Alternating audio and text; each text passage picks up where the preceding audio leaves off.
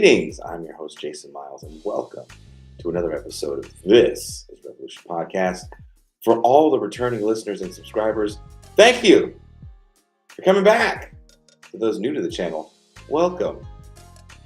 Hope you enjoy the show. If you do like what we're doing, please make sure you hit the like and subscribe button on your way out. Just a quick reminder, this show is a pre-recorded show.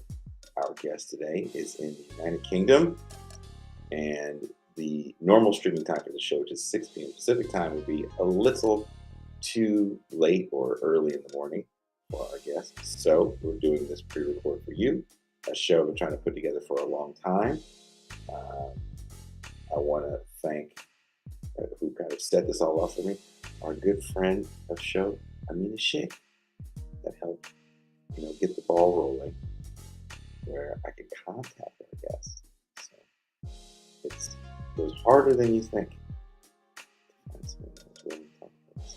I have found, I guess, a very exciting Pakistan and chaos recently unfolded when the Pakistan parliament convened after its recent election.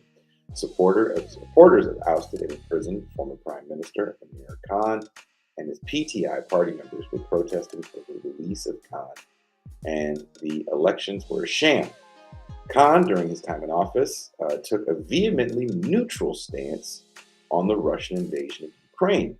The U.S. didn't like this. In an August article from the Intercept, it looks like the U.S. was involved in the ouster of Khan in favor of a more Western-friendly regime. From the Intercept article, the meeting between the Pakistani ambassador to the United States and two State Department officials has been the subject of intense scrutiny, controversy, and speculation in Pakistan over the past year and a half, as supporters of Khan and his military and civilian opponents jockeyed for power. The political struggle escalated on August 5th when Khan was sentenced to 3 years in prison on corruption charges and taken into custody for the second time since his ouster. Khan's defenders dismissed the charges as baseless. The sentence also blocks Khan, Pakistan's most popular politician, from contesting elections expected in Pakistan later this year. August of last year. 1 month after the meeting with U.S. officials, documented in the leaked Pakistani government document, a no confidence vote was held in parliament, leading to Khan's removal from power. The vote is believed to have been organized with the backing of Pakistan's powerful military.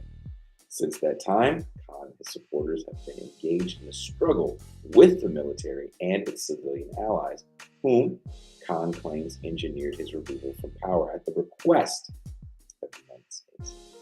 That is from an article in the Intercept. Wherever you are watching or listening to this show, there should be links in the description to that article. With Khan out of office, China and the IMF are now being more friendly to Pakistan's economic woes and the money the country owes them. What does this mean for the people of Pakistan? With a strict military-backed prime minister in office, will Pakistan's corruption problems continue? How strong is the Pakistani left, and what power do they have to attempt to right the ship? Today we are joined by Ayyaz Mallick, a geography and planning professor at the University of Liverpool. Dr. Mallick is a human geographer engaged in the interdisciplinary study of class, state, and urban space. His research interests include Marxist and post-colonial anti-colonial theory with a focus on labor and social rights, and urban politics in Pakistan specifically, and the global south. Please welcome our guest, Ayyaz Mallick. Did I get it right? Hello, hi Jason. Yes, that's correct. Aziz was my late grandfather's name, so I'm also very happy to be associated with his name. Was I at least kind of close? No. As I said, Aziz is a different name. Ayyaz is a different name, but Aziz was my grandfather. So okay, so that's fine. Well, look. First of all, thank you for taking the time to talk with me tonight, this evening, here in the UK. Can you tell us a little bit about Imran Khan? Was he a reform candidate? And also, why was he so neutral in regards to the Russian invasion? Okay. So sorry, Jason, can I ask just for the music in the Oh, background to I'm be gonna drop it out right now. drop it out a bit? Yeah. Yeah, yeah. Thank you so much. Yeah. So yeah, about Imran Khan. So thank you so much, first of all, for having me, because it's a complex situation and a complex issue with a complex social history. And I would start. Sometimes there's well, of course we were talking about Marx before I got on, and Marx has this quote from the Jewish Question, which I really like, which is that the formulation, and he says at one point, he says that the formulation of a question is its own solution. So sometimes sometimes the questions, when we are asking perhaps not the right questions, then we are also not getting the correct answers, if you see what I mean. Yeah. So with the Imran Khan situation as well, a lot of the people on the Western left, they kind of end up asking the wrong questions, right? So for example, with this issue of the US, it will become clear as we talk on. But in terms of your question about the reform candidate, right? So Imran Khan has historically, he was the head of what I would call a kind of center right populist movement, which was at its core, it was based in Pakistan's middle classes, newly emergent middle classes, which have emerged from the 90s, 2000s, 2010s onwards, due to various other processes like economic liberalization and urbanization in Pakistan. But of course, like all populist movements, it also had a popular base, right? And like all populist movements, it was a movement which kind of positioned itself as a reform movement, but in power, it was a continuity movement, if you see what I mean, right? This is often the fate, often what happens with populist movements, because if they don't come in with a coherent program and with a coherent coalition of social forces which can upend the existing elites, then they often end up pandering to those existing elites, if you see what I mean, right? So with the Imran Khan movement, this is almost exactly what happens. This is a candidate, this is a person who has, wild support in particular sections of Pakistan, and in large sections of Pakistan middle class through the 90s, 2000s, increasing in the 2000s, 2010s. He's a national hero because he's a cricket World Cup winning captain. He's one of the legendary cricketers, one of the great cricketers of all time.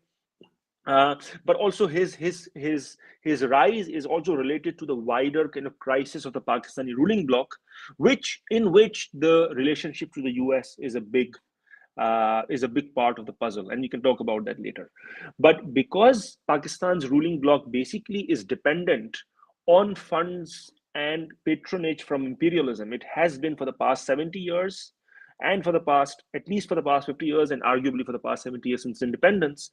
And that kind of dependency on the US and Western powers has been changing through the 2000s, 2010s, and that kind of imperial cement has fallen off for the Pakistan ruling bloc. There was a wider crisis in society, in politics, in which Imran Khan emerges as this kind of hero of the middle class. But then, crucially, in his ascension to power in the mid 2010s, towards the late 2010s, he forms basically an alliance with the Pakistani military. And for those of you who don't know, Pakistani military is basically the most entrenched political and economic player in the country. It is the biggest economic interest. It has interests in all of the sectors of the Pakistan's economy. It is like a 20-30 billion dollar economic conglomerate. It has been the seat of kind of imperial American patronage and American aid, and fought wars for America in the region. And Imran Khan, and it also patronizes this kind of huge network of politicians, elite brokers, middlemen, and so on and so forth. And Imran Khan's movement basically forms an alliance with the military and these kind of political brokers around the military, big landed elites, big capitalist elites, and so on, in his first stint in power, right? But the issue is that the wider crisis that I'm talking to you about, which is an economic crisis, a political crisis, an ideological crisis, but fundamentally an economic crisis, uh, he is not able to solve that while in power, fundamentally because he's dependent on the military, which is the most problematic part of the coalition itself. And of course, because as a middle class kind of populist figure, Imran Khan and his party also don't have a coherent program to get out of the morass that Pakistan are in. And fundamentally, what happens is that Imran Khan falls out with the military 3 years into his rule, and that is then what then sets the ball rolling for his removal. Now, the case of the US here is, debatable. I mean, that Intercept what do you call it? The That article that Intercept. Brian Grimm Yeah, put out.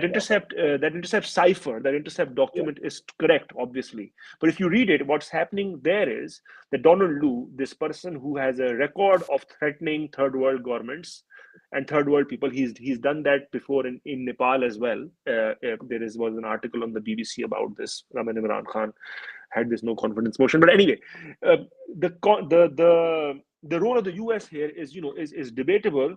Of course, absolutely, the US was not happy with Imran Khan and in the Ukraine situation. But the thing is, because Imran was so reliant on the military, and in Pakistan, foreign policy is always set by the military, right? So it wasn't as if that Imran Khan was doing some, amazing Fidel Castro, Hugo Chavez type reorientation of Pakistani foreign policy. Mhm. It was the statement that he gave, and Pakistan would already have voted neutral on Ukraine, and I can tell you why.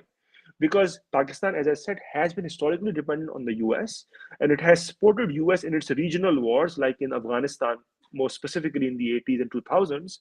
But then, if you look at the, for example, Yemen war, which has been happening for the last 10 years, right? And with the Saudis going after Yemenis and bombing them with American and UK support, the Saudis actually asked Pakistan for help in the previous prime minister's stint, the Nawaz Sharif's stint before Imran Khan.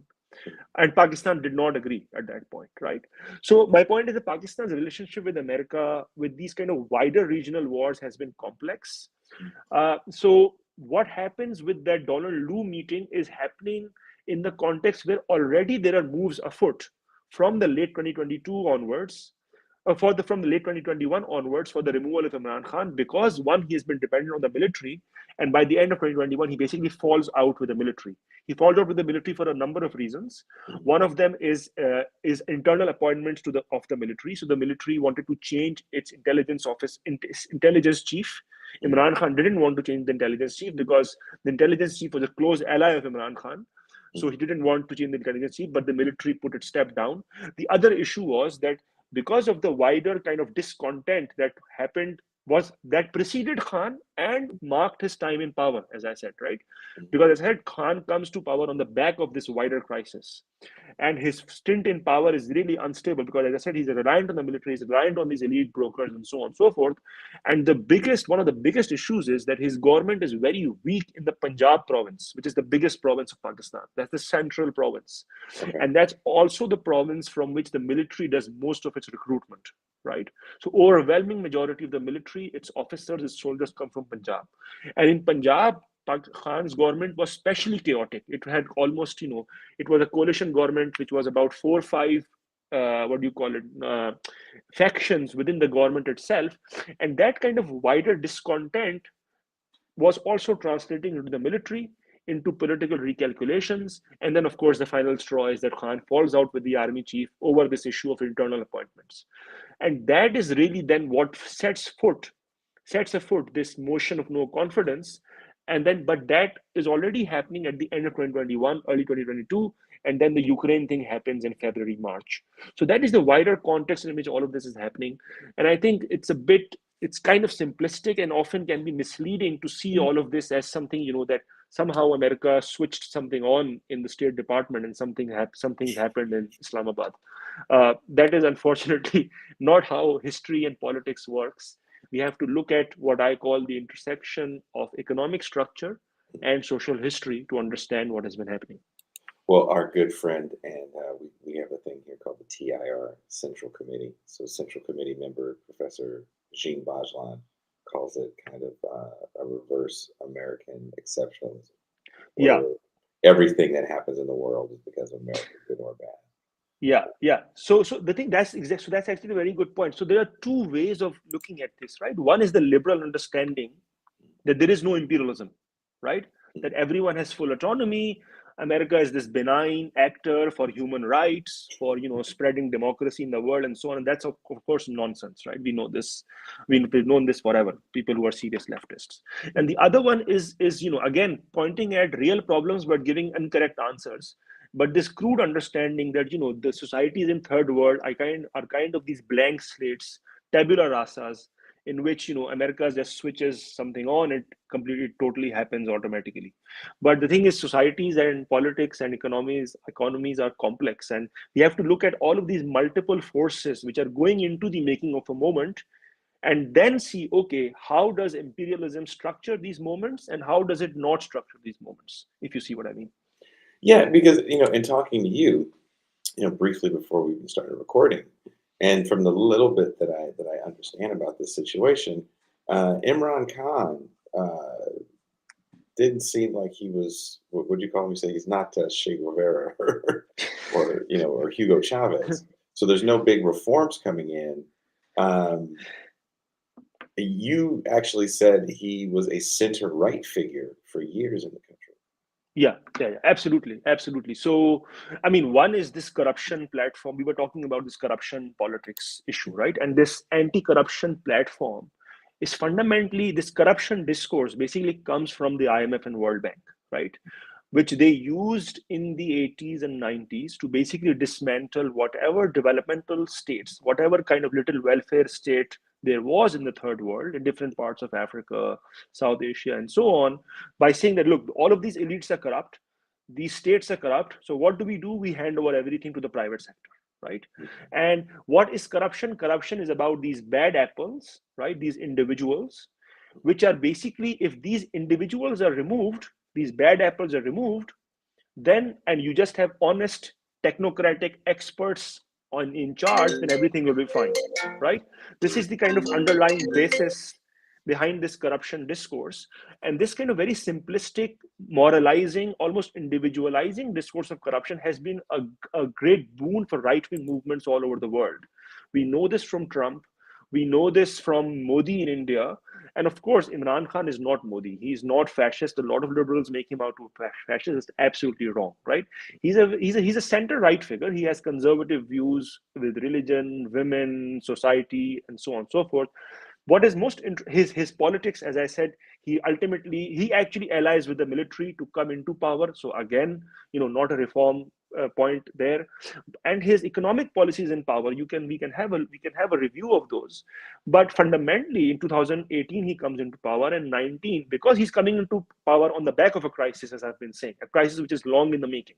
So in 2019, like every other government in Pakistan, he goes to the IMF, right? Like every other previous government in Pakistan for the past 10 years before him.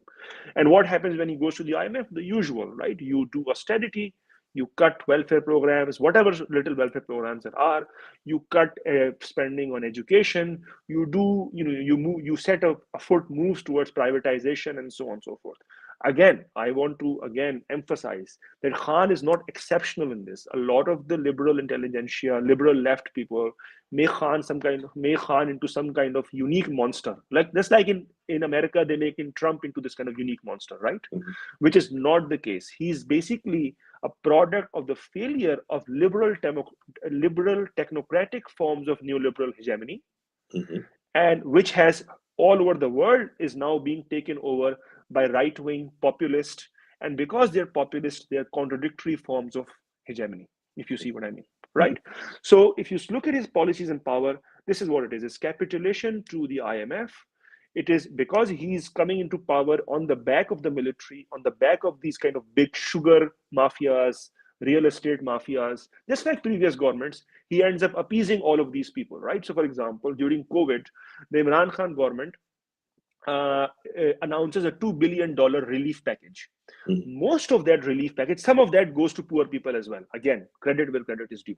But most of that $2 billion relief package basically goes into the pockets of the construction mafia in Pakistan and the real estate mafia in Pakistan, which is really strong, right? Now, a lot of Khan supporters will tell you that they were welfare measures within Imran Khan's government. So they talk about things like he instituted a health card in different parts of Pakistan where people can basically anyone can go take this health card, go to any hospital, private or public, and get their medicine or treatment done, and the government will pay for through that health card, if you see Oh what I mean, wow. right? Okay. Right. But the issue, let me tell you what the problem is.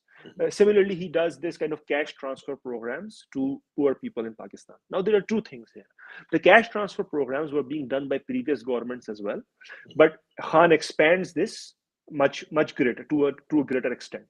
The issue is this, that the cash transfer programs is happening in this wider context of increasing neoliberalization and privatization and austerity, right?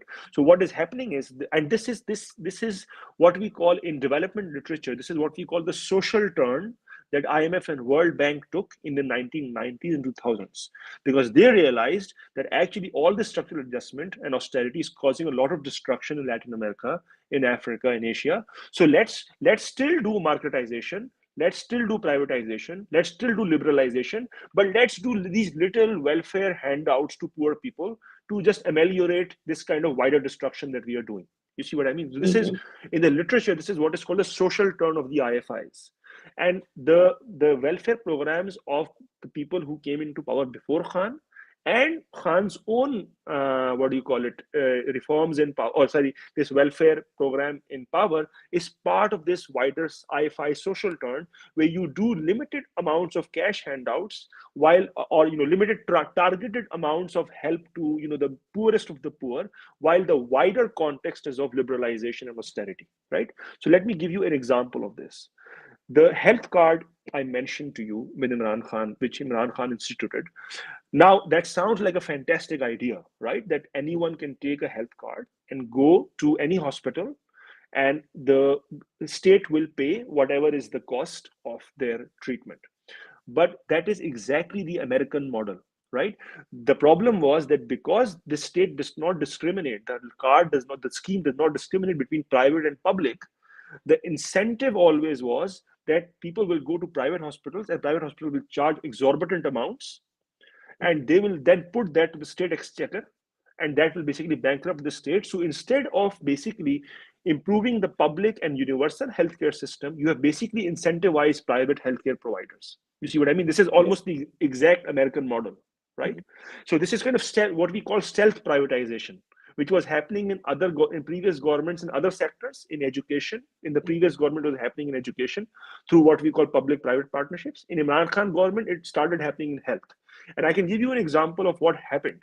So I was reading, there was a report very recently that over the last 4 years, since this health card has come in, the number of C-sections happening in Pakistani hospitals, in private hospitals in Pakistan, has increased by 40 times. Wow. Right? So why is this happening? This is happening because private hospitals are now, government doctors in government hospitals are saying, actually, if you come to me, come to my private practice. In private practice, then I will charge you, instead of a normal procedure for birth, I will charge you for C-section, for example, a C-section, and then I will charge that money to the state, to the public exchequer, right? So instead of improving the public healthcare, what you've incentivized is private kind of appropriation of public wealth, if you see what I mean, right? So this is the kind of stealth kind of privatization which has been happening, again, not just Imran Khan government, but in previous governments as well. But what I'm saying is that a lot of these kind of so-called welfare measures are, in the short term, they'll sound really good, but in the wider context, they have destructive effects. And that is why I'm saying that we need to have a very grounded understanding of, actually, okay, let's look at what the measures were in power and how they came into power, what the social coalitions were, and so on and so forth. Sorry for the long No. Hey, that's why you're here. For the long range. So it sounds like Imran Khan is just a typical neoliberal leader. Yes and no, right? Okay. No in this, yes, in fact, exactly. So in terms of the policies that he has while in power. No, because of course, because he comes on the back of a crisis, he is also very popular among large sections of the public, right? In fact, one can also look at it from the other side, is that the ruling bloc in Pakistan, which was in crisis, which has been in crisis, terminal crisis for a long time, and especially from the late 2010s onwards, because of the decrease fundamentally of American aid and the decrease in Chinese investment. And we can talk about that later if you want. Because of this kind of wider decreasing kind of foreign aid, the Pakistani ruling bloc has been in crisis.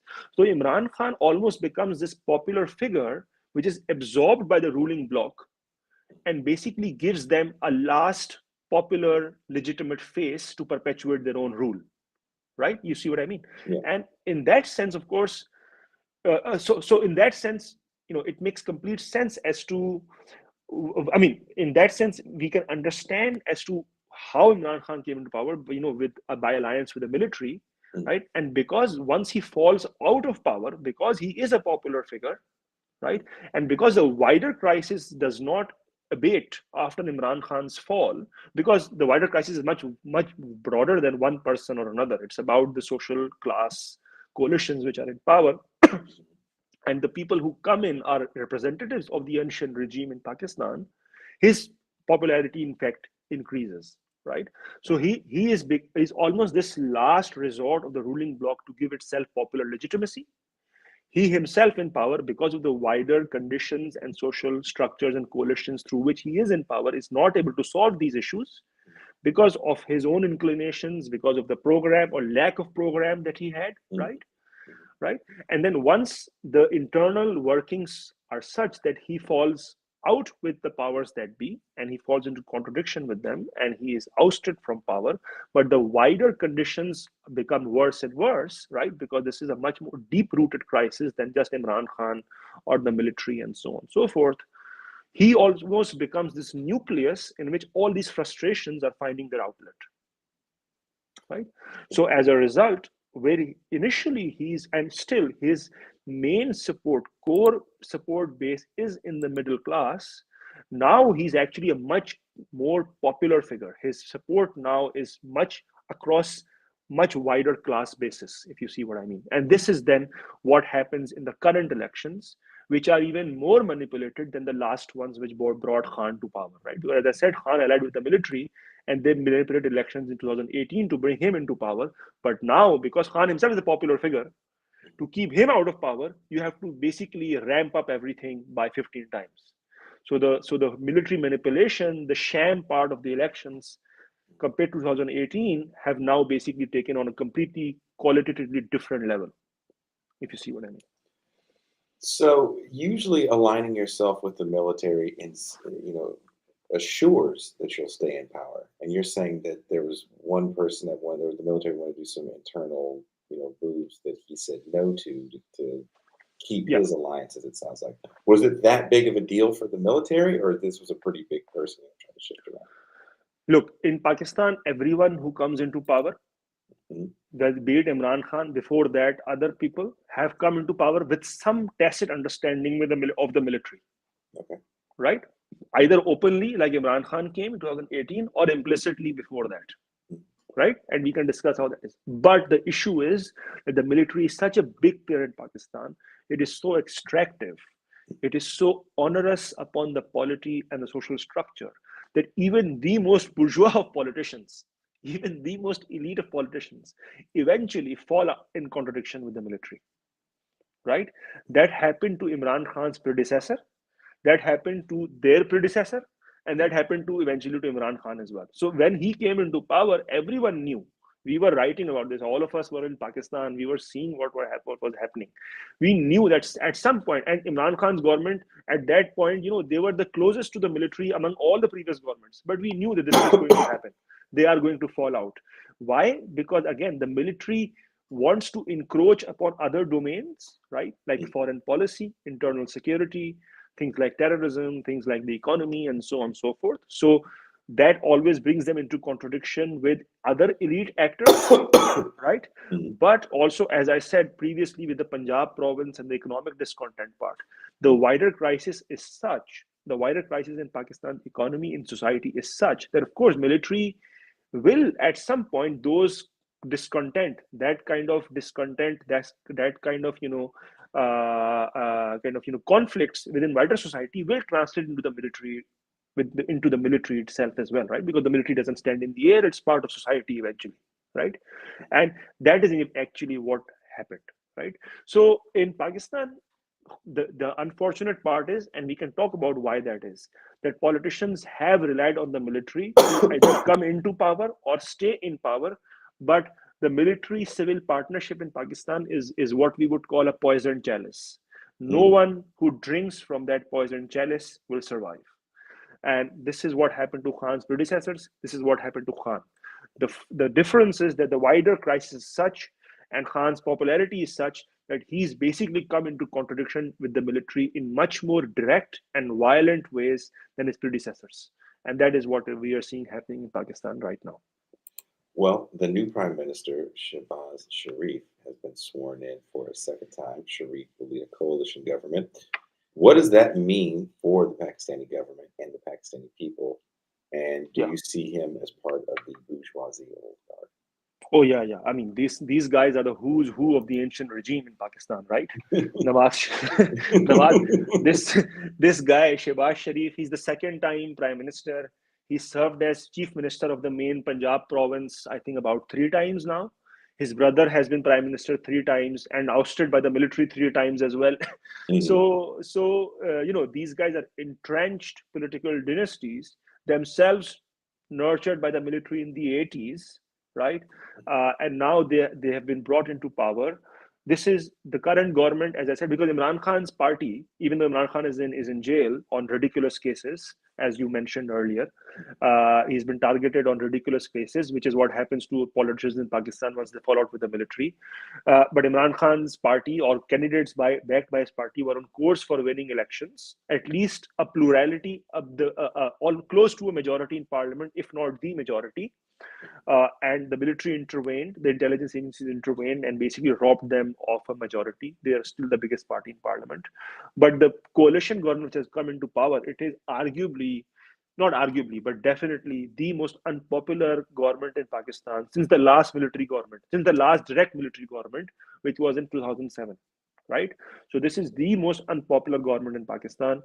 It is basically a coalition of, entrenched political dynasties, elites linked to the military, big landlords, big capitalists, a lot of the people who are actually allied with Imran Khan as well, right? And of course, with the military backing them to do quote unquote economic reforms, which Pakistan does need. But the kind of reforms these guys are wanting to do are exactly what Pakistan doesn't need, Give right? me an example. I mean, they basically want to integrate Pakistan into the neoliberal world system in a much better way, right? So, to put it very succinctly, Pakistan has been integrated into the world system, the imperial world system, imperial world economy, and unequal world economy in a very specific way historically. And that way, that specific medium of Pakistan insertion is that the Pakistani ruling bloc with the military at its center has basically been the local gendarmerie of American imperialism, right?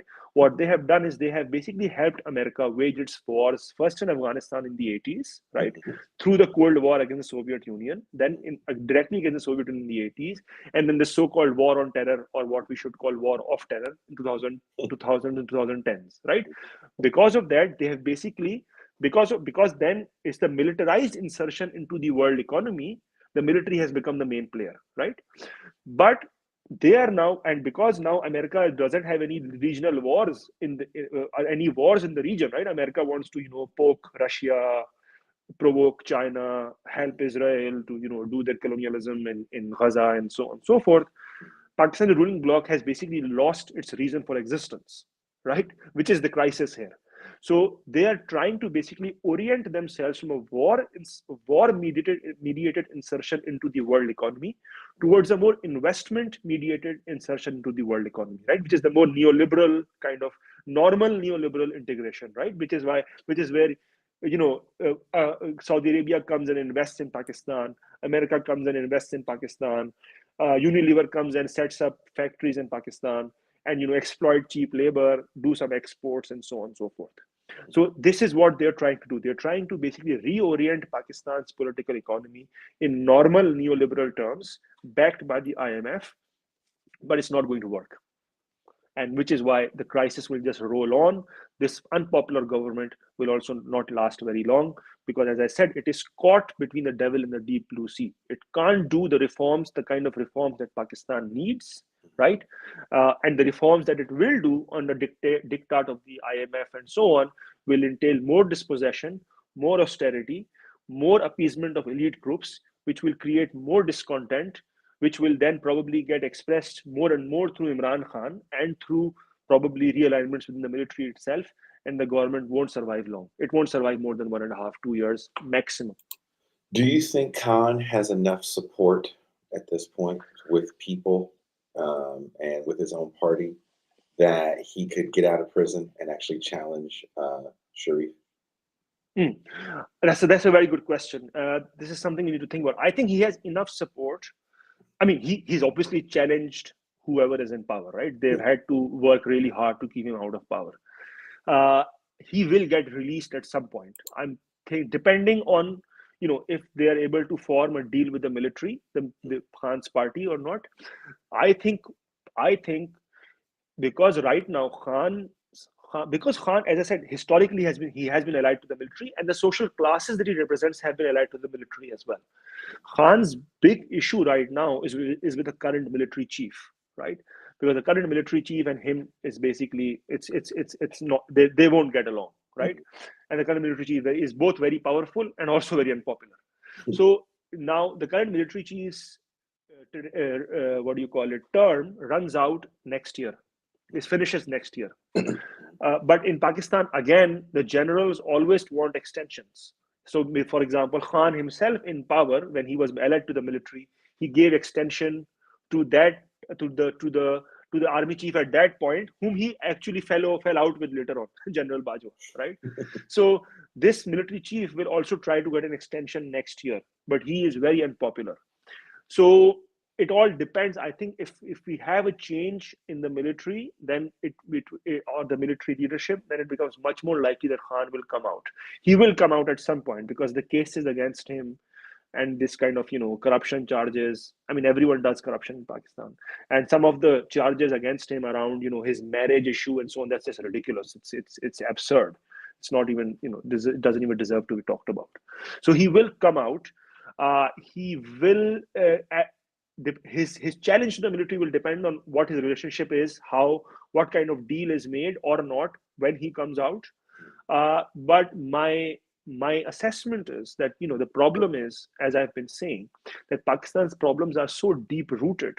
They require such a deep program of revolutionary transformation that even when Khan comes out, the classes and social groups which are organized within his party neither have the capacity nor the imagination to carry out the deep rooted structural changes that Pakistan needs, right?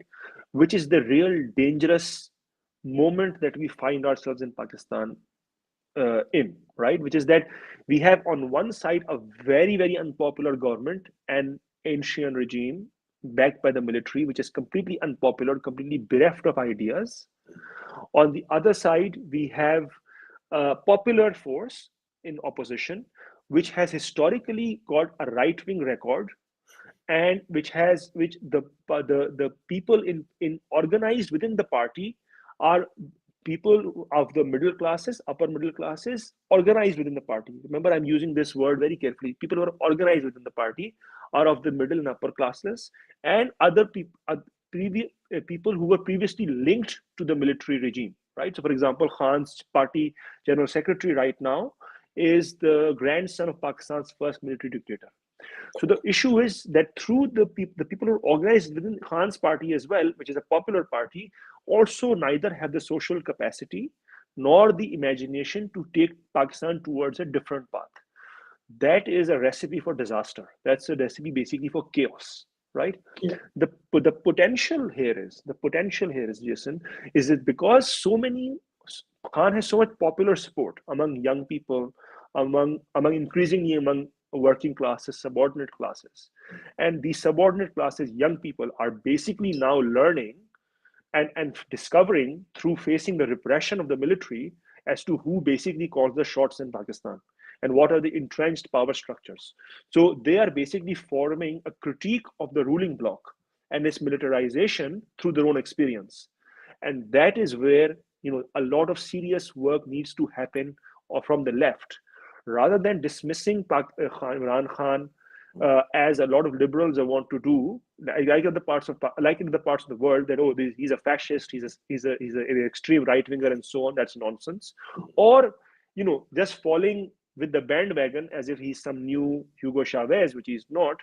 The point is that a lot of people are discontent. A lot of people are finding some kind of hope in Imran Khan, and a lot of people are through Imran Khan forging a critique of the current ruling order. And that is where a serious political left needs to go and work. And a lot of people are working in that regard.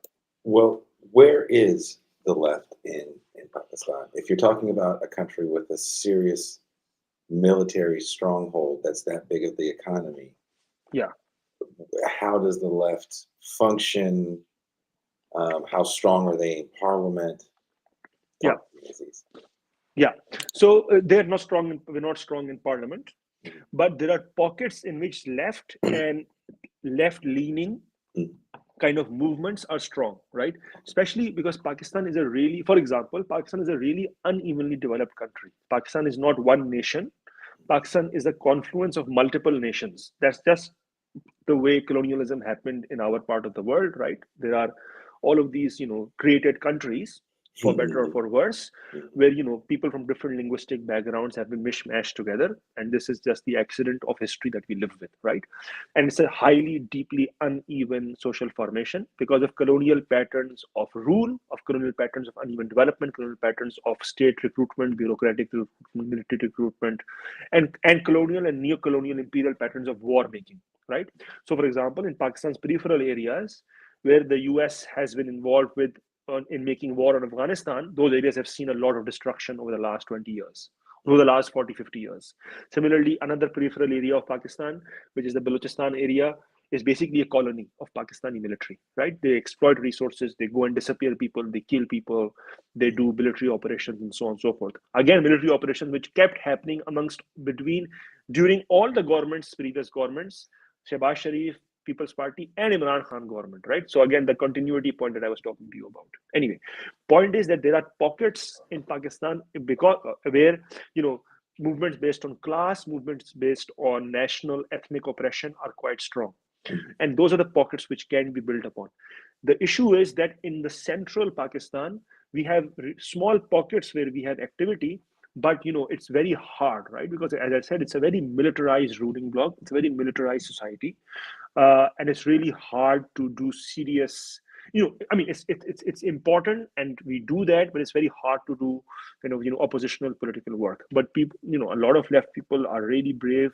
They do fantastic work, and they do have strength. Or we do have strength in pockets, as I said, in say among young people, as part of the feminist movement, and so on and so forth. So a lot of this rebuilding of the left needs to happen because the left in Pakistan has had a long decline after the Cold War, and because of the American-backed dictatorship in the 80s, and so on and so forth. But there are a lot of people doing a lot of work, and as I said, we need to be thinking about, okay, how do we understand and how do we engage with the people in this moment, this Imran Khan moment, who are facing the sufferings at the hand of the ruling bloc and the militarized ruling bloc, who are forging a critique of the militarized ruling bloc through this suffering, but probably through the kind of right-wing proclivities of Khan's party and the organized groups within it, are getting incorrect answers to real problems, right? And that is where the left needs to be engaging, and they are engaging. Is not like that. We do a lot of work on the left in Pakistan. It's just that again, we need to have both our organizational basis. We need to deepen, and also we need to bring together a program, a genuinely anti-imperialist program of national sovereignty, which really talks about the fundamental issues in Pakistan, which is about fundamentally also the economy, because fundamentally Pakistan's economy is bust. It's bust because it has historically been dependent on imperialism, but there are there are no coherent alternatives which have come out, which can form and actually which can point up on a pathway towards what we would call an anti-imperialist delinking of Pakistan, and that is what we need to be working towards. I mean, when you're constantly taking out loans from the IMF, it is kind of hard to do that, right?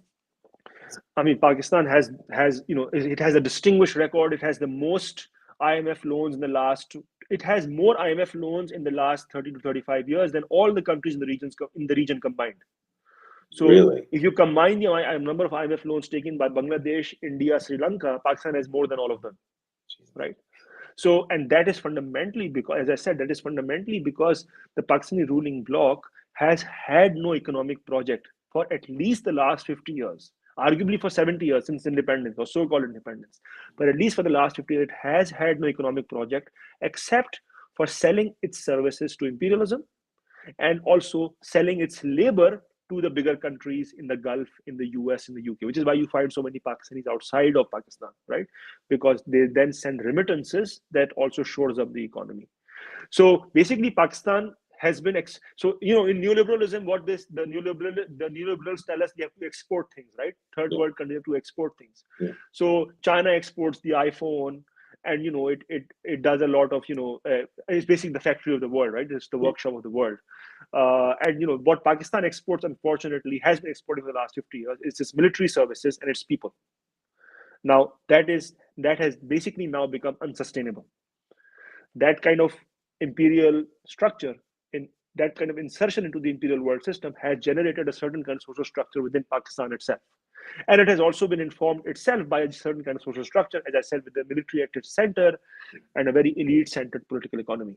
So what needs to happen, as I said, is a coherent political economic program which attacks these entrenched structures of power with the military at its center, with big capital at its center, with a highly unequal distribution of land at its center, and attacking an elite which basically invests in unproductive sectors, right? It does not invest in things like industry and agriculture, which can theoretically generate sustainable employment, but it invests in militarization, in things like real estate and finance. So, for example, I'll give you a figure.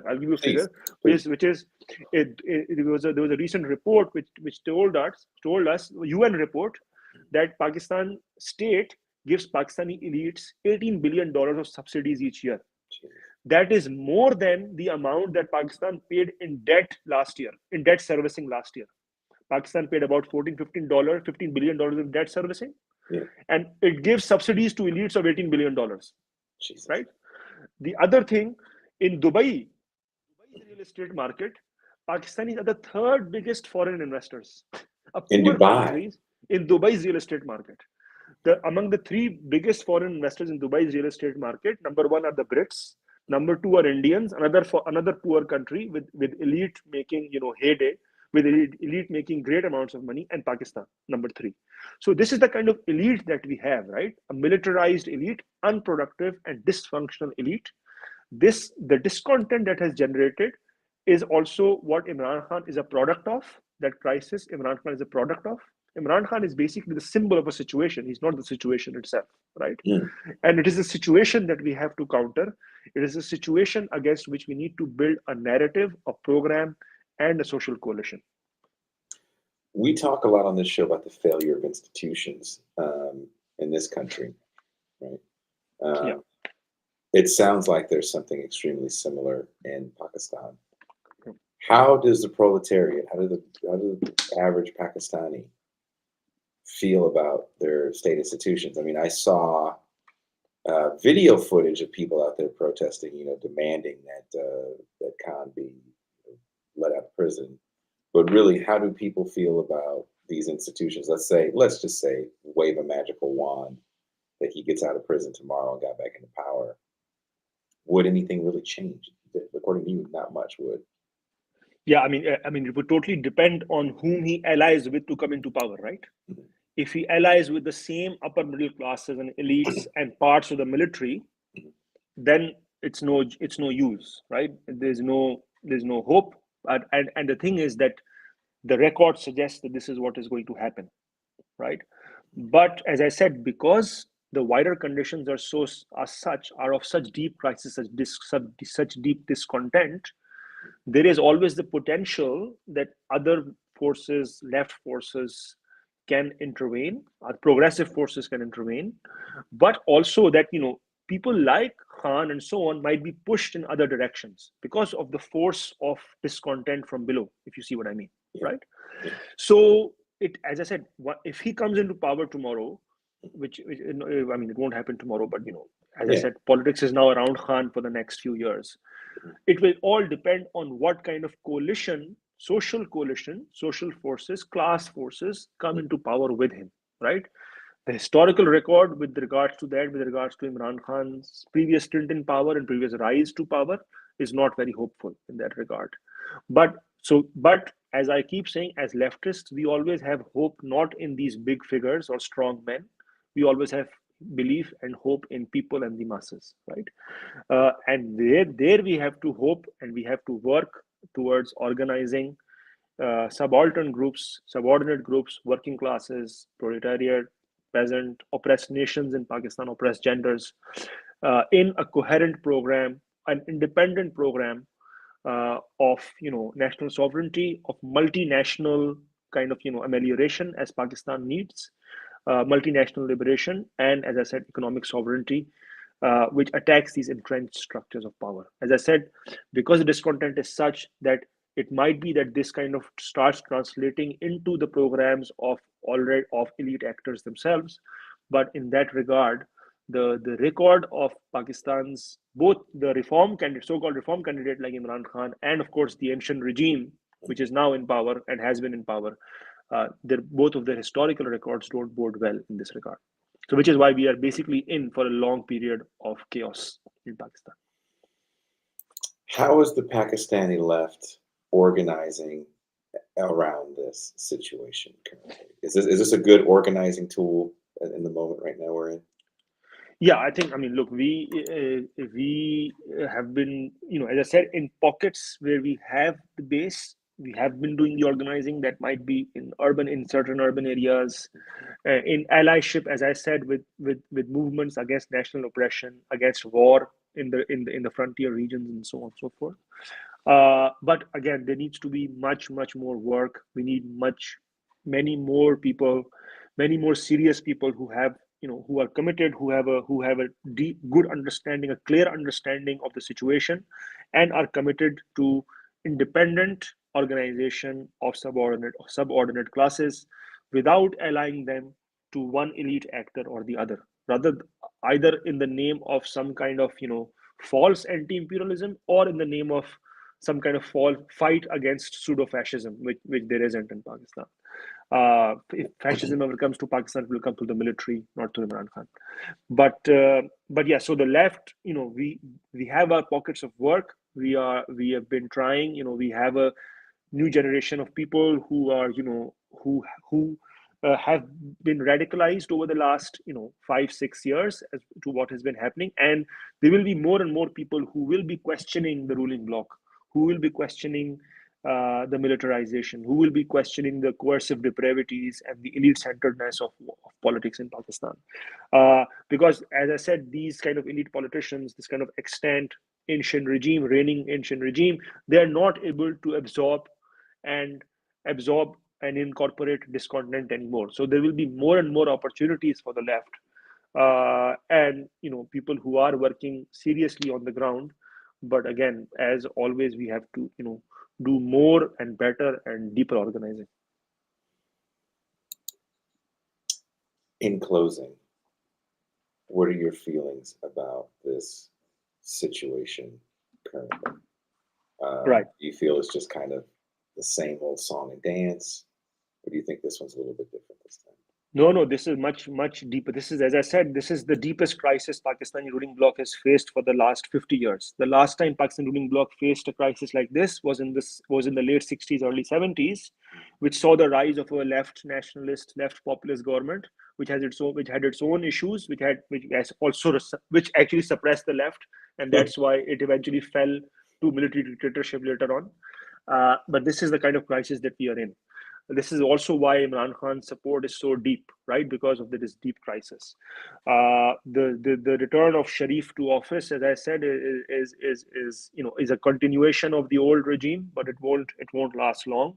They will do a new program of dispossession and privatization, and which will not work in Pakistan and they will try to, as I said, they'll try to integrate Pakistan to neoliberalism in a different way, but it will not work because neoliberalism itself is in crisis the world over. Yeah. So that space for export-oriented growth, which China took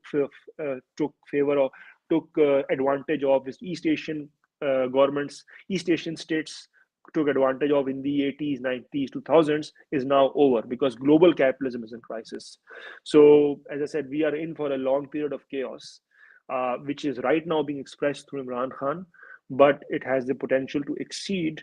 And then, as I said, right now it's chaos, and then it's gloves off, because if there is no progressive force in Pakistan to really bring together all this discontent along multiple national lines in Pakistan, along multiple fault lines of class and nation and gender in Pakistan. If there is no force which can bring these together, then we will move. We are already in a quasi martial law situation for the last 6 years. I was seeing that. That seems frightening. A lot of people have been arrested. Yeah, Yeah. it started, as I said, it started in 2017-18 with the rise of Imran Khan to power. It continued in Khan's stint in power, and now it has taken a qualitatively new jump by keeping Khan out of power, right? So that's a contradictory situation that we are in. And if things reach a certain impasse, that quasi martial law might become an actual martial law, which will be a real disaster for all of us. And where can people find your work, Aziz? I mean, I've written about the Imran Khan phenomenon both academically, in academic journals, but more popularly, I've written for Jacobin around this. I've done podcasts as well on the internet in Urdu, English, both. I did a long podcast with Jacobin last year. Another article of mine, I wrote a pre-election article for Jacobin, for pre-Pakistan elections article, and another article, a more detailed, a lot of what I've been saying today in much more detailed, sustained manner. I've written a long piece giving a long view of this crisis for Jacobin, which will hopefully could be coming out in the next few days.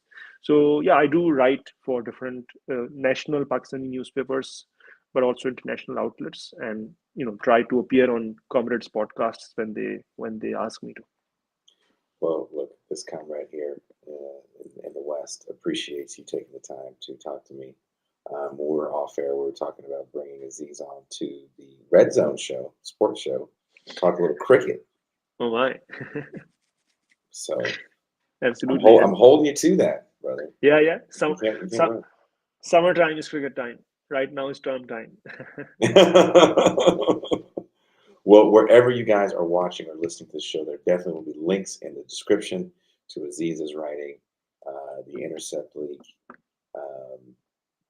But sadly, you said the academic stuff we can't share, right? That's like you got to pay for it. It's all behind a No, paywall. no, no. I mean, a lot of my academic stuff I put on my own academia page, and it's all open. I've also done more theoretical, quote unquote, interviews about the theorists I work with, whom I really like, which are Karl Marx, Antonio Gramsci, and Franz Fanon. Those are the three people I really work with. These are the three kind of theoretical inspirations that I have. So that can also be checked out. A lot of that is on YouTube and other mediums. Well, there'll be links to all of that in the description of this show. Aziz, thank you for taking the time to talk to me. And we are